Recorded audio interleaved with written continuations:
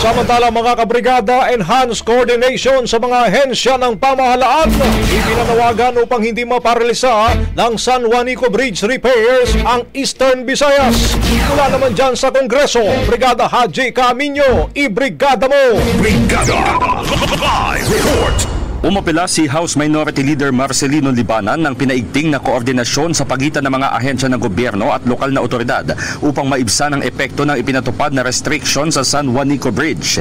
Ayon kay Libanan, kailangan ng proactive collaboration ng DPWH, Department of Transportation, Office of Civil Defense at local government units.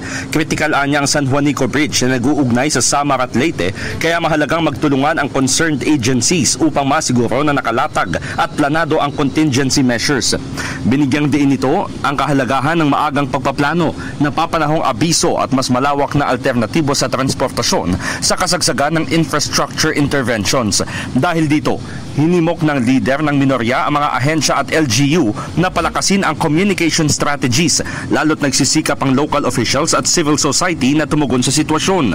Kumpiyansa naman ng kongresista na sa pamamagitan ng improved cooperation, may sasakatuparan ang repair sa San Juanico Bridge nang hindi napaparalisa ang buong rehiyon. Mababatid na nagpatupad ang DPWH ng 3-ton gross vehicle weight limit sa tulay dahil sa structural concerns, kaya napilitan ng heavy vehicles na gumamit ng ferry services na nagdulot ng mas malaking gastos at aberya sa commuters, negosyo at regional industries.